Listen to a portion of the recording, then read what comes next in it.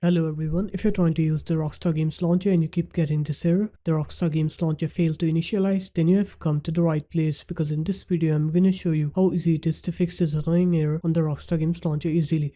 So first off, you're going to close out Rockstar Games Launcher, and after that you're going to open up your start menu. You're going to write here run, and then you're going to write here services.msc, and here you're going to find the service called program compatibility. So you're going to click on any service, press P on your keyboard. Here it is, program compatibility assistant service. You want to make sure this service is running. So if it is set to disabled, what you're going to do is you're going to right click on it, click properties, click on to automatic or automatic delayed start. Anything is fine. After that, click start, and then go ahead and restart your computer. And after you're done with the restart, wait for 15 to 20 seconds. So you're going to wait for the program compatibility assistant service to start. And once it's done starting, it usually takes like 15 to 20 seconds. After that, you're going to go ahead and open up the Rockstar Games Launcher, and you'll see that you will not get that error anymore. So there it is, guys. That's how easy it was. If you guys found this video helpful, make sure to leave a like, comment, and subscribe to the channel. And I'll see you in my next video.